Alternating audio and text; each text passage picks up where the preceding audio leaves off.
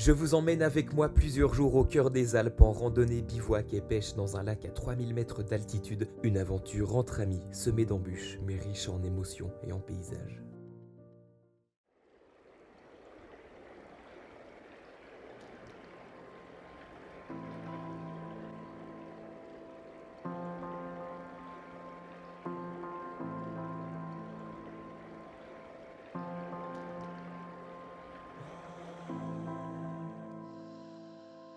On est arrivé assez tard à Briançon hier soir. Mais ce matin, je suis tout de même obligé d'aller me présenter à la rivière.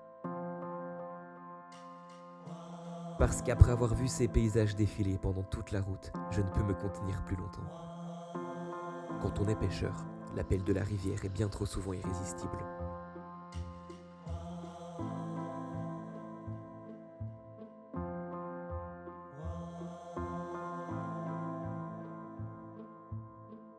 L'approche n'est pas facile et les premières touches se font attendre. Le courant est fort, les spots intéressants à prospecter avec mes leurres se font rares.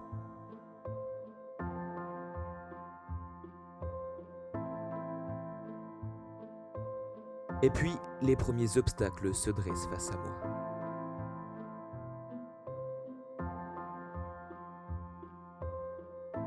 Même si je ne vois pas une écaille, le temps passe vite. En fait, je profite surtout du cadre qui m'entoure. Parfois la pêche, c'est aussi ça. Passer plus de temps à contempler, profiter du spectacle qui nous entoure, que de traquer les salmonidés finalement.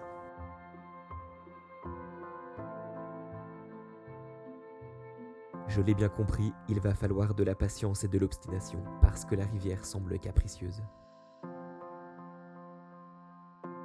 Mais c'est aussi cet aspect qui fait la beauté de cette pratique, car plus le chemin sera ardu, plus la récompense sera belle, j'imagine.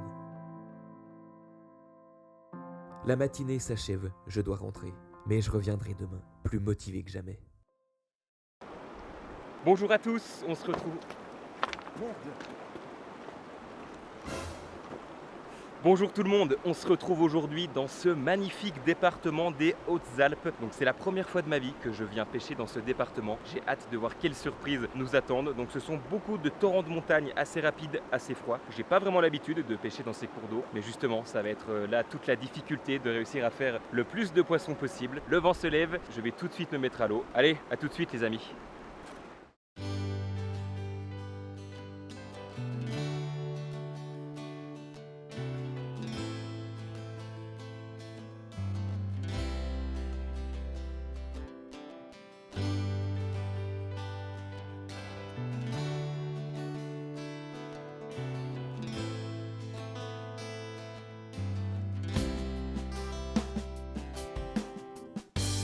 Nouvelle journée d'exploration, je me sens prêt à braver tous les courants. La nuit m'a ressourcé et j'ai essayé de comprendre ce qui clochait. Bon, si c'est le bonhomme, malheureusement, ça va être compliqué de changer. Si c'est les poissons, les leurres et la façon de pêcher, peut-être qu'on va pouvoir faire quelque chose. J'essaye différentes animations, différents leurres, tout en approchant les berges le plus discrètement possible.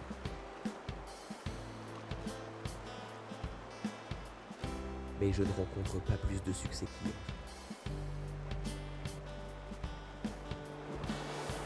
Bon, c'est compliqué les amis, c'est compliqué, ça va être l'heure de casser la croûte. On n'a pas eu une seule touche, pas un seul suivi, j'ai même pas vu un poisson. Donc là on va pas insister plus avec les petits leurres durs, on va essayer de trouver des autres techniques. Je vais réfléchir et en espérant trouver une idée qui pourra déclencher le premier poisson de la journée.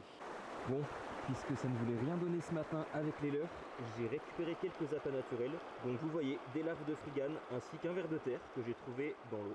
C'est une rivière qui est quand même assez fréquentée, j'ai croisé pas mal de pêcheurs, pas mal de canoës, pas mal de touristes en ce moment, donc il y a des truites peut-être un peu plus méfiantes.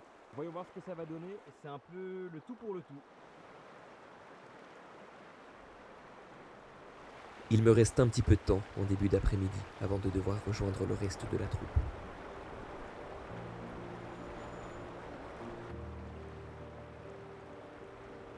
Je croise quelques pêcheurs, tous à la mouche, qui me font sérieusement douter de ma stratégie. Les températures commencent à bien monter, je croise de plus en plus de randonneurs et je sens que les truites, finalement, m'ont posé un joli lapin. Pas la peine de mettre une carotte au bout de la ligne, demi-tour. J'ai une belle marche pour rentrer, qui me laissera le temps de chercher une bonne excuse pour expliquer que je rentre bredouille 2 soirs de suite. Aujourd'hui, on part pour la tête de la Fréma et le lac des 9 couleurs.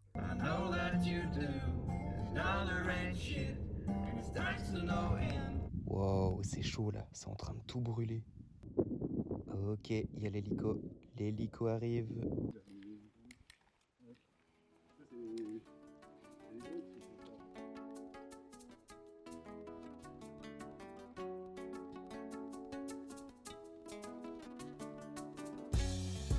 Une belle marche de plusieurs heures, je ne les comptais plus, avec environ 1000 mètres de dénivelé positif pour rejoindre les aiguilles de Chambéron.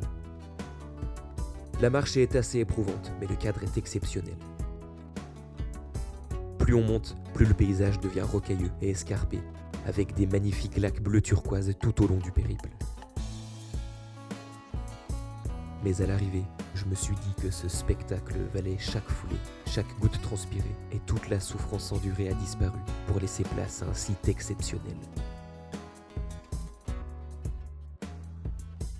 Bon, je romantise un peu, j'avais quand même bien mal au dos. On a posé nos affaires et on a commencé à réfléchir au meilleur spot pour passer la nuit. Un endroit abrité du vent et assez éloigné des aiguilles pour éviter les chutes de pierre. Et pour se protéger le mieux possible de ce vent qui pouvait se lever assez violemment à n'importe quel moment et venir hanter notre nuit, on a bâti un petit muret de pierre sur des anciennes fondations. Avant de monter la tente.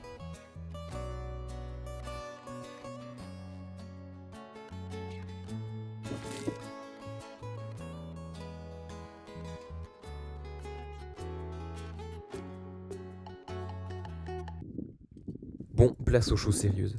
Après avoir monté le campement, une mission presque divine m'attendait.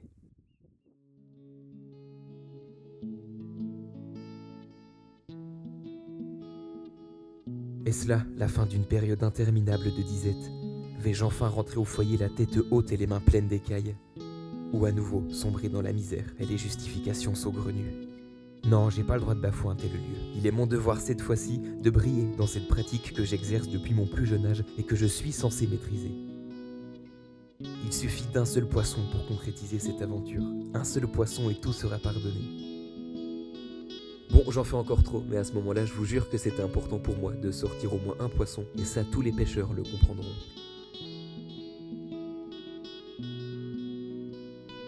Mais encore une fois, les obstacles se sont dressés face à moi.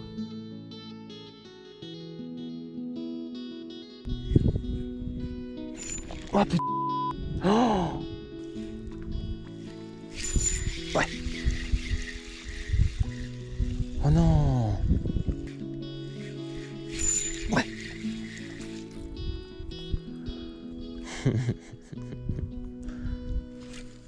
Et oui, le pêcheur n'a plus confiance, rate ses ferrages et commence à accepter son funeste destin.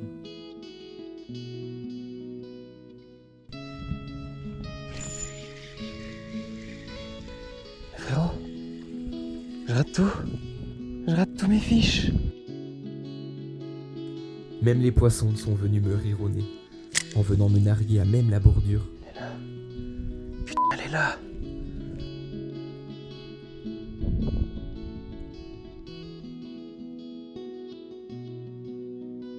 Est-ce que finalement je n'aurais pas dû aller cueillir du génépi comme le reste de mes camarades pour pouvoir me noyer dans la liqueur et oublier toute cette tragédie?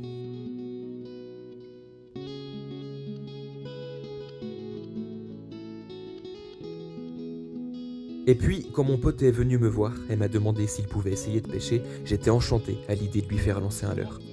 Et je me suis dit que, finalement, c'était peut-être lui l'élu. Si j'étais ici, c'était grâce à lui et à sa proposition du jeudi soir, m'invitant à partir 2 jours plus tard au milieu des Alpes.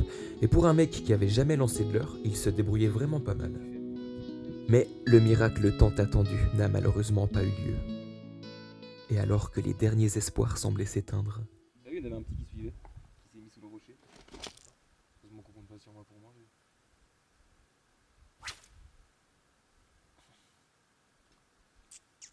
Ouais. Un peu d'espoir, les gars. Oh, ça suit, regarde, regarde. Putain, oh, il est magnifique. Oh non. Ah, il suit. Oh, il a pris. Oh non. Oh non, il a pris, j'ai raté. Oh non, je l'ai raté encore. Oui. Yes.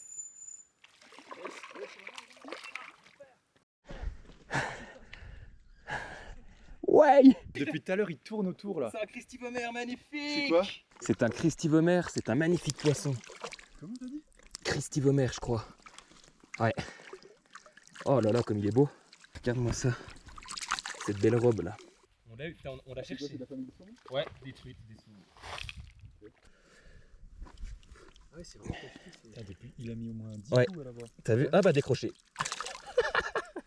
Tu vois, les âmes sont simples, pourquoi je les rate?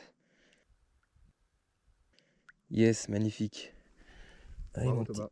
C'est bon. Bien joué. Bah écoute, on retire ce qu'on a dit. Hein. Désolé, j'ai autant pour nous. Hein. Ouais, rigolez, vous m'avez pas cru hein, quand je vous disais que j'étais pas loin d'en prendre un. Et enfin, après tant de souffrance, d'abnégation, de persévérance, après avoir affronté chaque épreuve que Dame Nature se met sur mon chemin, voilà comment j'ai réussi à prendre mon premier touladi, que l'on appelle également truite grise ou Christivomer, à presque 3000 mètres d'altitude. Mais vous savez, la pêche c'est un peu une drogue. Une fois dedans, pour les plus fervents, on a beaucoup de mal à décrocher. Donc oui, avant d'aller me coucher, j'ai voulu faire un dernier lancer dans une zone du lac que je n'avais encore pas explorée.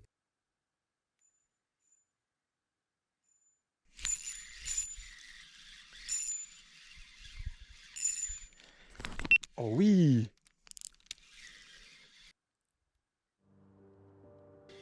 Big fish. Let's go.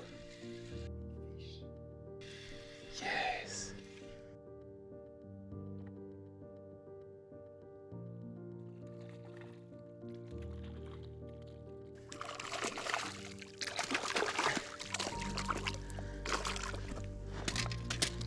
Oh oui. Magnifique. Yes. Yes. Un magnifique touladi bien plus gros que le premier. Et cette fois-ci, j'ai pas pu contenir autant ma joie. Let's go. Yes. Yes. La session était si dure. Yes. On fait de magnifiques poissons. Dans un cadre de rêve, ça doit faire 3 à 4 heures que je pêche. J'ai trouvé le leurre qu'il voulait. Yes. Magnifique. Vamos. Yes. Voilà le soupir d'un homme heureux qui retrouve enfin un sens à sa vie. Il peut désormais dormir en paix.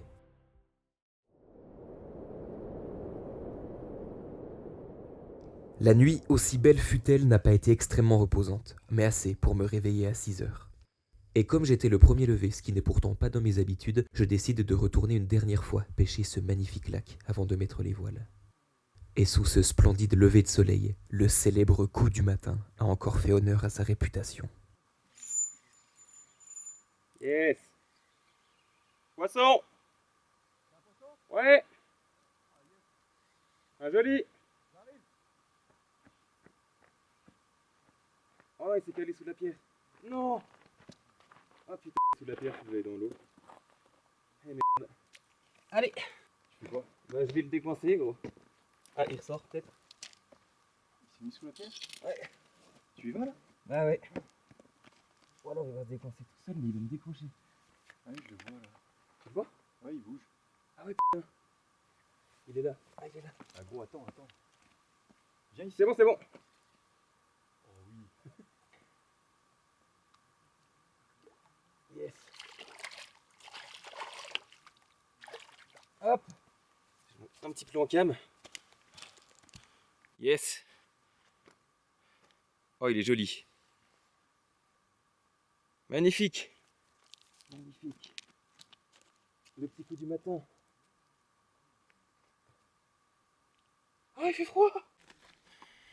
Et ben voilà les amis, il est 7h à peu près et la journée commence super bien. J'ai eu du mal hier à trouver la bonne technique, j'ai essayé à peu près tout et puis en fait c'était le leurre souple qui marchait. En lançant vraiment assez loin, en laissant descendre sur le fond et puis en animant un petit peu, hop, des petits coups secs et en laissant reposer. Et en fait vous voyez que ça marche quand même assez bien. La session lac de montagne, 3000 mètres d'altitude, je le rappelle. Il y a beaucoup d'espèces dans ce lac, malheureusement je prends beaucoup la même. En tout cas le site est magnifique, c'est un régal d'être ici. Donc voilà, on va essayer de profiter un peu du temps qui nous reste. Let's go! Allez, un petit café, on range tout le matériel et direction le sommet, la tête de la Fréma. J'ai pas énormément filmé la suite, d'abord pour en profiter et aussi pour essayer de tenir la cadence. Petit ASMR de moi-même qui essaye de suivre la troupe. Mais j'ai réussi à survivre jusqu'au sommet. Et j'ai pu profiter d'une vue exceptionnelle, percée de nuages, tout en contemplant ce lac qui paraissait désormais si petit face à l'immensité de cette roche. Enfin, nous avons pu entamer une longue descente, après avoir gravi le dernier col, celui de la Nubiera, et achever ce périple en plongeant nos articulations dans ce torrent gelé, s'écoulant directement des glaciers alpins. Merci à tous d'avoir suivi cette aventure, ce serait super si vous pouviez vous abonner, laisser un petit like, un commentaire, et je vous dis à très vite.